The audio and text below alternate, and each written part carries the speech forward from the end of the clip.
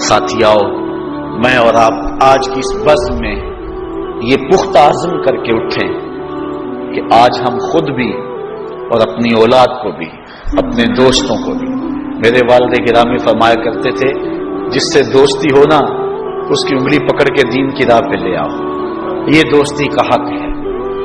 اس کے لیے آپ بہت کچھ کرتے ہیں، لیکن اگر اس کو دین نہیں دیا تو کچھ بھی نہیں دیا۔ کوشش کرو میرا دوست ہو اور جہنم میں جائے۔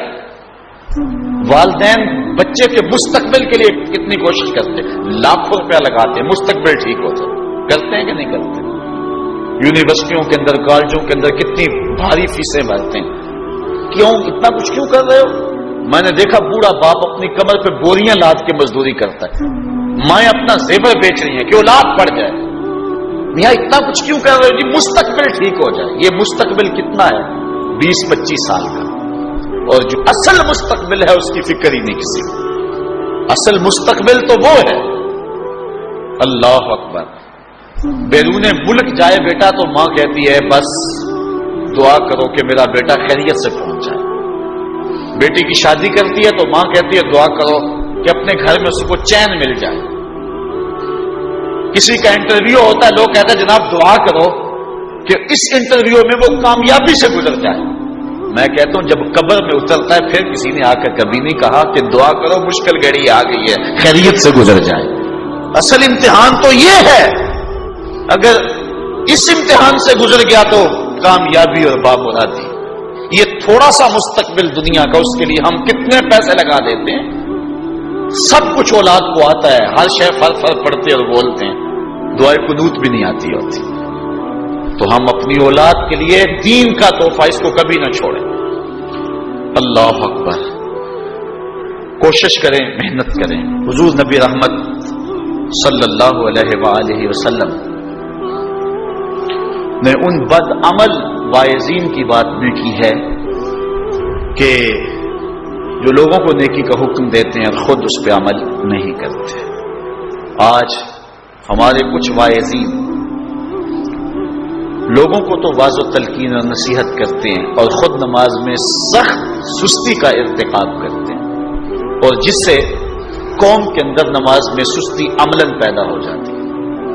کوئی عرس کی تقریب ہو، کوئی محفل نعت ہو، کوئی جلسہ ہو، کوئی شادی کی تقریب ہو، نماز کے وقت کا پورا خیال رکھا کریں اور اس بات کا لحاظ رکھا کریں۔ بلکہ ہمارے ہاں ایک عجیب سا فیشن ہے اور عجیب سی بات ہے، میں بڑا حیران ہوا کرتا ہوں کہ عشاء کے بعد جب جلسے ہوتے ہیں نا ہمارے مساجد کے اندر، تو مغرب سے اعلان شروع ہو جاتا ہے آج رات فلاں صاحب خطاب فرمائیں گے، اور پھر جب نماز عشاء ہوتی ہے تو ہمارا نقیب محفل کھولتا ہے لاؤڈ سپیکر اور وہ اعلان کرتا ہے رات جماعت ہو چکی ہے، اب مسجد میں آ جائیں۔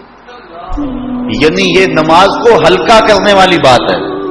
ان کو کہا جا رہا ہے کہ بلکہ بات تو کہہ دیتے ہیں جس کا تمہیں ڈر تھا وہ گزر گئی ہے، اب آ جاؤ، کیا لینا ہے جلسے میں آ کر اگر نماز ہی نہیں پڑھنی ہے تو۔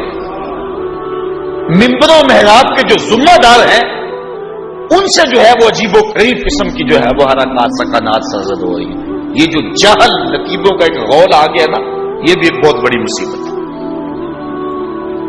ایک تو بے تحاشا القاب، دوسرا دین کی روح سے ناشنائی۔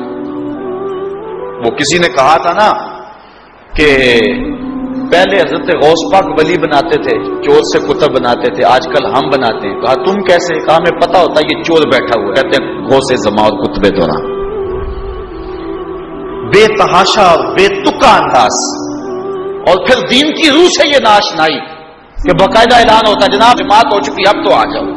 تو کیا کرنا ہے ساری رات جاگ کے اگر عشاء کی نماز ہی نہیں پڑھی تو نماز کو ہلکا کیا گیا ہے۔ اسی طرح جلسہ لمبا ہو رہا ہے اور نماز کا وقت سکڑ رہا ہے، ان چیزوں کا انتظام کرنا ہے، ہم نے کوشش کرنی ہے۔ اور یہ بھی ایک مصیبت ہے کہ دربار بڑا اونچا ہے اور مسجد کے اندر جانوروں کی بیٹیں پڑی ہوئی ہیں۔ حیثیت تو مسجد کی ہے، دربار کی تو سامنے حیثیت ہے۔ دربار پہ 3 کروڑ روپیہ لگا ہوا ہے اور مسجد میں چٹائیاں بھی موجود نہیں۔ اپنے بھی خفا مجھ سے ہیں بیگانے بھی ناخوش، کہ زہر حلاحل کو کبھی کہہ نہ سکا کند، بات وہی کہتا ہوں سمجھتا ہوں جسے حق، میں ابلہ مسجد ہوں میں تہذیب کا فرزند۔ بے تحاشا اور بے تکا انداز، اور پھر دین کی روح سے یہ ناشنائی کہ باقاعدہ اعلان ہوتا ہے جناب جماعت ہو چکی اب تو آ جاؤ، تو کیا کرنا ہے ساری رات جاگ کے اگر عشاء کی نماز ہی نہیں پڑھی تو نماز کو ہلکا کیا گیا ہے۔